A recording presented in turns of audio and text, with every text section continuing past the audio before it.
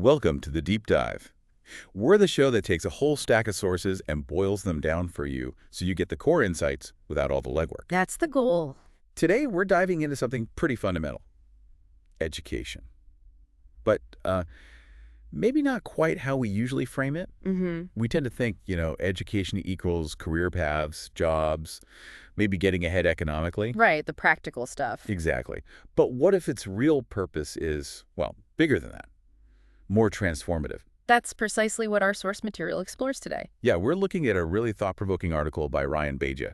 It's called Education, Dharma, and the Shaping of Souls, From Information to Wisdom. Quite a title. It is. And our mission here is basically to unpack how this piece argues that true education isn't just about making capable workers. No, it's about shaping individuals who are wise, responsible, morally grounded. So going much deeper. Much deeper. The article actually calls education a sacred journey of the human soul, which is, quite a statement.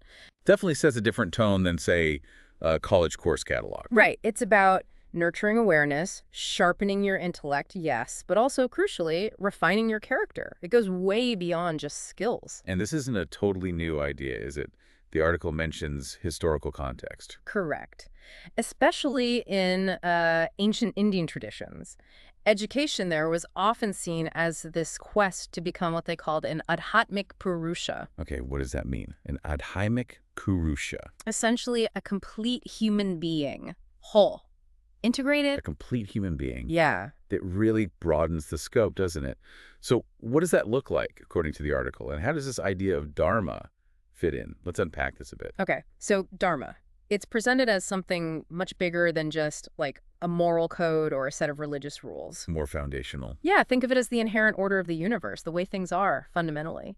And for a person, it's about finding and living your rightful conduct within that order. Right. And for a student specifically. For a student, the article says their dharma includes this relentless pursuit of truth, but also the humility to learn, and critically, a selfless commitment to the betterment of society.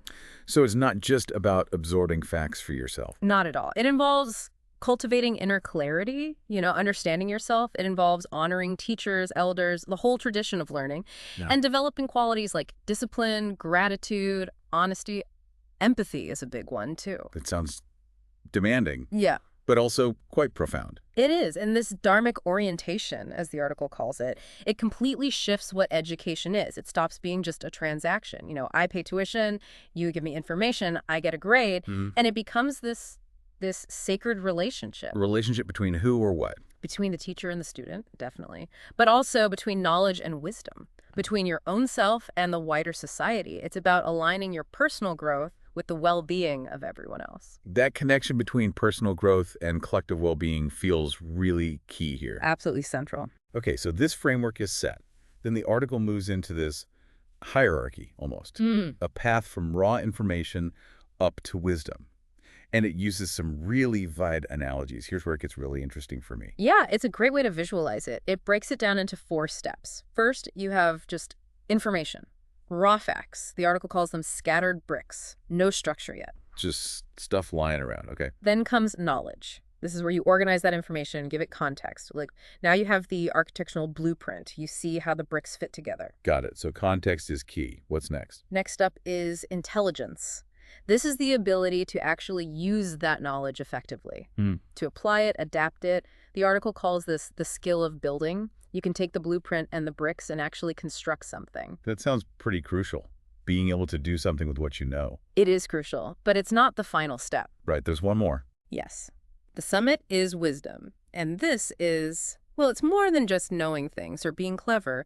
It's the capacity to use your knowledge, your intelligence, and your experience, but with empathy, with foresight, with real moral clarity. So the ethical dimension comes in strongly here. Absolutely. Wisdom is described as the completed, purposeful structure. It's not just built. It's built for a good reason, with care. And how do you get there? Is it just more learning? Not exactly. The article points out that the wise aren't just the most informed or the most intelligent. They're often people who have lived, failed, reflected, and grown. Ah, so experience, even failure, is part of the equation. A vital part. Wisdom integrates intellect with compassion.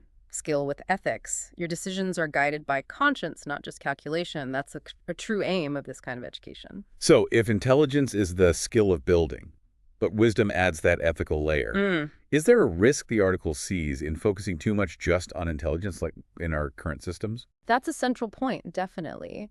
The danger is creating people who are really efficient, really skilled, but maybe lack that moral compass, that empathy, that sense of responsibility for how their skills are used. Informed vines without integrity, as the article might say later. Exactly. And the article doesn't give like a step-by-step guide on how to teach failure reflection 101. Right. Probably wouldn't work anyway. Probably not. Yeah. But it implies that this comes from the whole educational environment being geared towards that sacred journey, where building character is just as important as learning facts. It's about fostering an environment where mistakes are learning opportunities and developing conscience matters. Which leads us nicely into character building itself. The article uses another great image here. Constructing the self, like a sacred pyramid, layer by layer. What's in this pyramid? What are the layers? It's a powerful visual. At the very base, the absolute foundation is truthfulness. Without that, nothing else holds. It's about authenticity. Okay, truthfulness first. Then, Rising from that base comes respect. Respect for others, respect for the learning process itself, for teachers, for the knowledge. Following that, you have responsibility. This is where your actions actually line up with your values, with integrity. You own your choices. makes sense. What's above responsibility? Next is dependability. Because when your character is consistent, when you live with truth, respect, and responsibility, people can trust you. You become dependable. So trust is built on these lower layers. Precisely.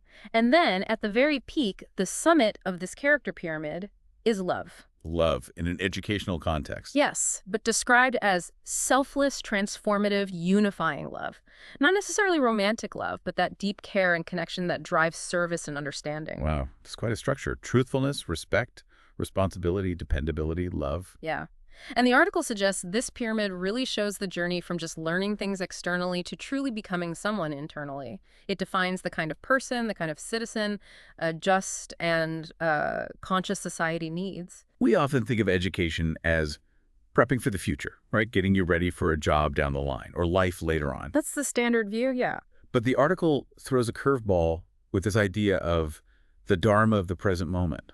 What's that about? It sounds like the future isn't so distant. Exactly. It argues that the future doesn't just happen later. It begins now.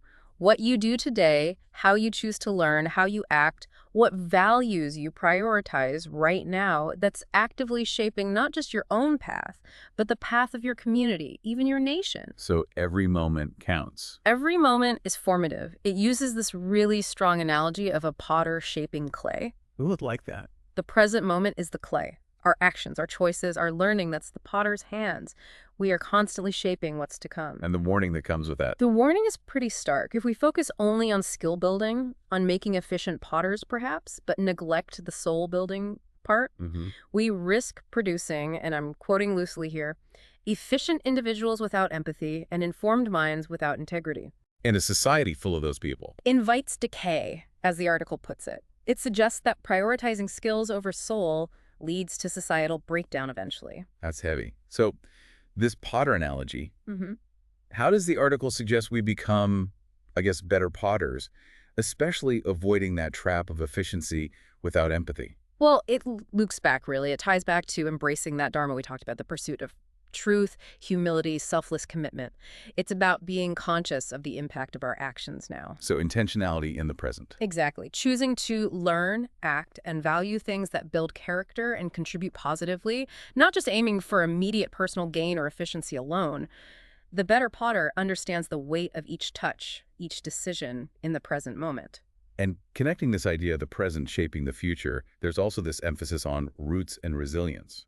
What does that mean for education? Helping students reconnect with their roots. Yeah, roots here means things like your family history, your cultural background, national heritage, maybe even spiritual lineage.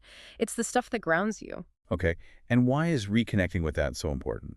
The argument is that if you lose touch with those roots, especially in our fast-changing, often homogenizing world, you risk losing your sense of identity, your direction, your inner strength. You become adrift. Like a boat without an anchor. Or, as the article puts it, like a rootless tree. It might look green for a while, but it will fall in the first storm. Ooh. Oh. But in contrast, if you're rooted rooted in truth, in your traditions, in understanding where you come from, you develop resilience. You become more productive, maybe more visionary even. Able to withstand challenges. Exactly. A rooted soul, the article says, can weather any age. It's about finding that deep stability and strength that comes from knowing who you are. So as we wrap up this deep dive, the message from Ryan Big article feels incredibly clear and maybe even challenging to our usual way of thinking. It definitely pushes back against a purely utilitarian view of education. Yeah. It's not just a ladder for climbing the socioeconomic ranks. It's painted as this light that dispels the darkness of ignorance. A journey, really. From confusion to clarity, from selfishness to service. And ultimately, from just having knowledge to living wisely. So what does this all mean for us, for you listening? Well, the article's conclusion is pretty powerful. It says, basically, a truly educated person is not one who knows the most, but one who becomes the most. Becomes the most. Most aware, most responsible, and most compassionate. These individuals live their dharma not because they have to or for some reward, but because it comes from deep inside, from understanding and love. And the final thought from the author. To educate is to elevate. And to elevate is to build souls. Simple as that. Profoundly simple. So the final provocative thought for you listening is this. Yeah. Given this really profound vision of education as soul building, as cultivating wisdom and character, how might you rethink your own learning journey? Maybe shifting the focus a bit. Yeah, shifting focus perhaps from just gathering information towards actively cultivating wisdom, building that pyramid of character, and maybe reconnecting with your own roots and the power of the present moment. Something to think about.